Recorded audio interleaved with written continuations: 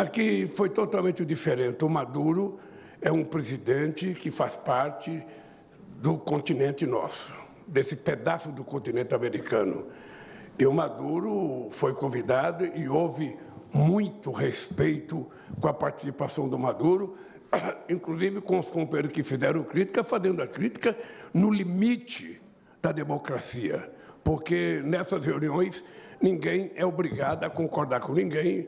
Não é a primeira vez, nós já tivemos dezenas de reuniões e muita confusão, e é assim que a gente vai aprendendo a fazer. Mas eu fiz questão de convidar o Maduro. Nós restabelecemos relações diplomáticas com a Venezuela, nós abrimos embaixada lá, a embaixada dele está aberta aqui. Ontem nós fizemos uma bilateral, porque nós temos que discutir outra vez. Tem muitas empresas que estão fazendo coisa na Venezuela e querem voltar a fazer. Tem uma dívida da Venezuela com o Brasil e ele quer estabelecer, sabe, um calendário de pagamento dessa dívida, porque não pôde fazer antes, porque fecharam as fronteiras e não tinha conversa com ele, fecharam as embaixadas.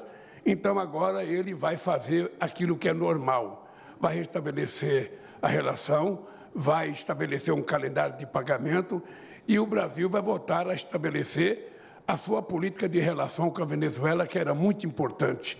Era só importante vocês lembrar que quando nós tivemos o rompimento com a Venezuela, nós não, o Brasil teve, o Brasil tinha um fluxo de comércio de praticamente 6 bilhões de dólares. Hoje é 1 bilhão e pouco. É muito pouco diante daquilo que a gente pode fazer de crescimento na América do Sul. Tem muita gente que acha que crescimento se dá com acordo com a União Europeia, com os países da Europa. É tudo muito bonito, mas não passa de 8, 9 bilhões. Com a Argentina, a gente chegou a quase 40 bilhões. Numa demonstração de que na América do Sul tem um espaço extraordinário de crescimento para todos os países, se dispuserem a estabelecer regras de comercialização mais democrática.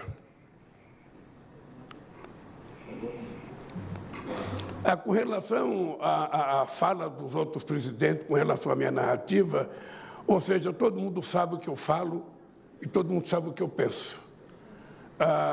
Em política, toda vez que você quer destruir um adversário, a primeira coisa que você faz é construir uma narrativa negativa dele.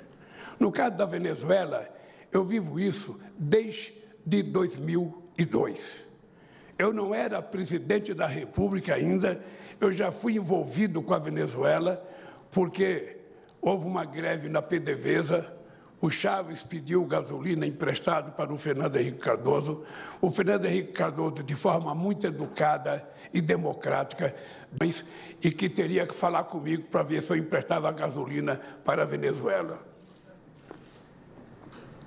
Por conta disso, o Brasil mandou um tanque de combustível para a Venezuela e aí resolveu o problema do suprimento de combustível na Venezuela. Depois, logo em 2003, eu tinha menos de 25 dias de governo, quando em Quito, na posse do presidente Guterres, surgiu o negócio da discussão da democracia na Venezuela. Eu propus a criação do grupo de amigos da Venezuela. Além do Brasil, participavam os Estados Unidos, que era considerado inimigo, participava a Espanha, que era considerado inimigo, e participavam mais 2 países da América do Sul. Dos Estados Unidos participou, eu lembro que o Colin Powell, que era secretário de Estado, e contra a má vontade de todos, nós conseguimos estabelecer um acordo em que houve o referendo na Argentina, e depois, nesse referendo, o Chávez foi vencedor. Acho que nessa oposição não participou, ou não quis participar. Bom, depois disso, eu me envolvi com as brigas da Venezuela, pelo menos eu e o Celso Amorim, porque o Chávez e o Uribe brigavam muito, tinha muita divergência, e vira e mexe a gente estava envolvido em tentar resolver algum problema, seja com a Colômbia, seja com os Estados Unidos. Agora, o que eu disse na verdade? É que desde que o Chávez tomou posse, foi construída uma narrativa contra o Chávez, e eu tive a oportunidade de ver isso, uma narrativa em que você determina que o cara é um demônio. A partir do momento que você cria a narrativa que ele é demônio, a partir daí você começa a jogar todo mundo contra ele. Foi assim que aconteceu com Chaves, foi assim que aconteceu comigo. A narrativa construída nos meus processos, as mentiras construídas, a quantidade de horas de televisão que eu tive contra mim, de rádio, de jornal, 60 capas de revista, uma narrativa vendendo uma mentira que depois ninguém conseguiu provar a mentira colocada contra. Então, o que eu disse para o Maduro é que existe uma narrativa no mundo de que na Venezuela não tem democracia e que ele cometeu erros. Eu disse para ele que é da obrigação dele construir a narrativa dele, sabe, com os fatos verdadeiros. Eu vou dizer uma coisa que eu nem deveria dizer, porque é uma conversa entre dois presidentes, mas eu disse para o Maduro, olha, você precisa, para provar o que você está falando, fazer um documento com a assinatura de todos os partidos de oposição, todos os seus opositores, todo o movimento social, todo o movimento sindical, o parlamento e mais dos 23 governadores, ele tem 19. Faça o abaixo-assinado, sabe, com toda essa gente assinando e peça respeito à soberania da Venezuela. Peça respeito, porque o mundo chegou a eleger um presidente que era, na verdade, uma pessoa que não existia para tirar. A Venezuela sofre um bloqueio de mais de 900 itens, ou seja, é uma coisa desumana, uma coisa, sabe, que jamais deveria existir. Ou seja, e eu acho que a Venezuela merece respeito, e somente com a gente exigindo respeito e trabalhando, a gente pode consolidar o processo democrático na Venezuela. O ano que vem deve ter eleição na Venezuela. E eu acho bom vocês se prepararem para acompanhar, porque aqui você tem um troglodita que não acredita no resultado eleitoral, que não acreditava no Tribunal Superior Eleitoral, que não acreditava no resultado eleitoral e que tentou dar um golpe dia 8 de janeiro. Está cheio de gente que não acredita no resultado eleitoral. O único cara que acreditava era eu, porque perdi do Fernando Henrique Cardoso, fui para casa quietinho chorar minhas mágoas. Depois eu perdi do Collor, fui chorar minhas mágoas. Depois eu perdi outra vez do Fernando Henrique Cardoso. Agora, quando nós ganhamos, tem gente que não quer assumir o resultado. Então é o seguinte, quem constrói a primeira narrativa ganha. Vocês são jornalistas e vocês sabem do que eu estou falando. Quem constrói a primeira narrativa tende a ganhar o jogo.